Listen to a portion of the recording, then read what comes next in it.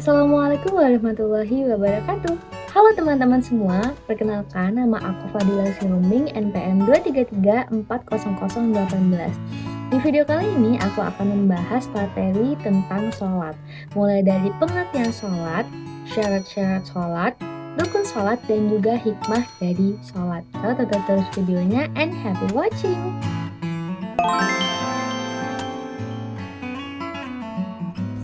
Yang pertama yaitu pengertian sholat. Sholat adalah rukun Islam yang kedua, dan sholat merupakan rukun yang sangat ditekankan atau utama sesudah dua kalimat syahadat. Arti sholat secara terminologi sendiri adalah ucapan dan perbuatan tertentu yang diawali dengan takbir dan diakhiri dengan salam. Dinamakan demikian karena mengandung doa. Orang yang melakukan sholat tidak lepas dari doa ibadah, pujian, dan permintaan. Itulah sebabnya dinamakan sholat. Yang kedua yaitu syarat-syarat sholat.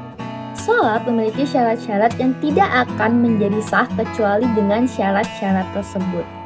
Seseorang yang melakukan sholat tanpa memenuhi syarat-syarat sholat, maka sholatnya tidak akan diterima.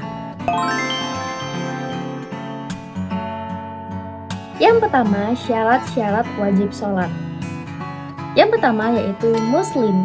Jadi, sholat tidak diwajibkan kepada orang kafir karena didahulukan dengan dua kalimat syahadat adalah syarat dalam perintah sholat. Yang kedua yaitu berakal, yang artinya sholat tidak diwajibkan kepada orang gila. Yang ketiga yaitu balik. Jadi, sholat tidak diwajibkan kepada anak kecil yang belum balik. Yang keempat yaitu bersih dari darah haid dan darah nifas. Jadi sholat tidak diwajibkan kepada wanita yang sedang menjalani masa haid dan wanita yang menjalani masa nifas hingga keduanya bersih dari kedua darah tersebut.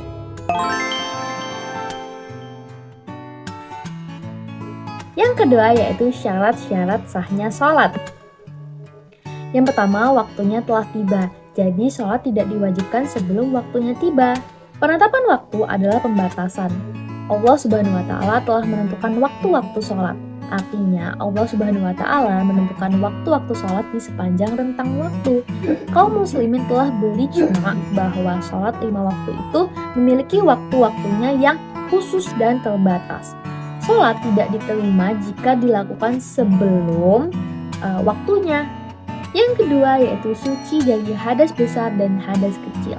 Yang dimaksud dengan hadas besar ialah keadaan diri seseorang tidak bersih dan baru dinyatakan bersih apabila ia telah mandi, yaitu perempuan yang baru selesai haid dan nifas, laki-laki atau perempuan selesai bersetubuh, keluar mani dan baru masuk Islam.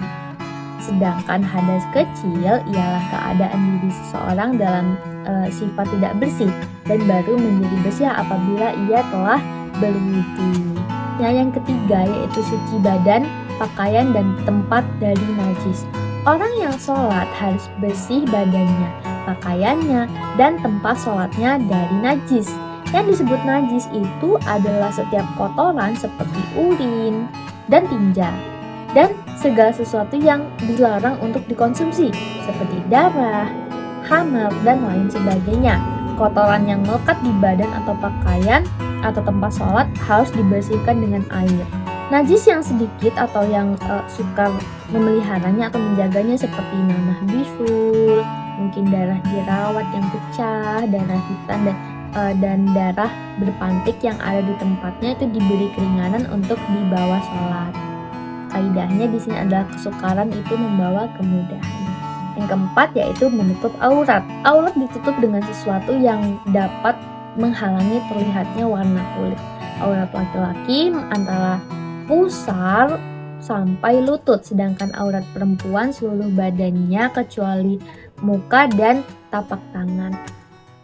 Yang kelima yaitu menghadap kiblat atau Ka'bah, sebab sholat tidak akan sah tanpa menghadap kiblat.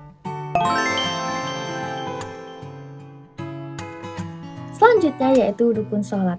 Rukun atau fardu sholat adalah segala perbuatan dan perkataan dalam sholat yang apabila ditiadakan maka sholatnya tidak sah.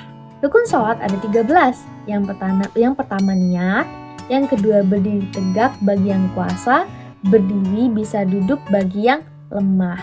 Kemudian yang ketiga takbiratul ihram diucapkan bagi yang bisa mengucapkan dengan lisannya Allahu Akbar. Kemudian yang keempat membaca Al-Fatihah.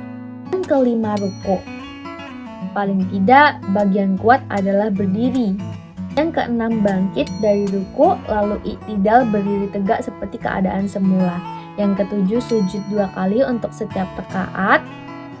Yang kedelapan duduk di antara 2 sujud yaitu pada setiap rakaat. Kemudian yang kesembilan duduk akhir. Yang ke-10 membaca tasyahud. 11 membaca sholawat atas Nabi Muhammad SAW. Yang ke-12 mengucap salam seraya menoleh ke kanan. Kemudian yang ke-13 atau yang terakhir yaitu tertib.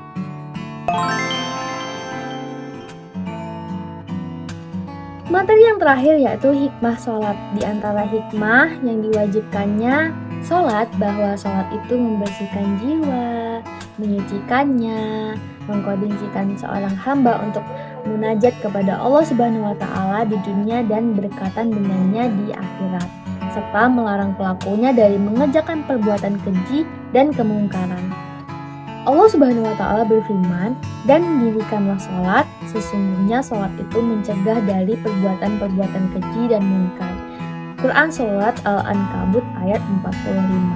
Salah satu rahmat Allah yang terkandung dalam persyariatan sholat adalah Dia menjadikan sholat sebagai pelebur dosa dan Dia pun hanya membatasinya sebanyak 5 waktu dalam sehari semalam.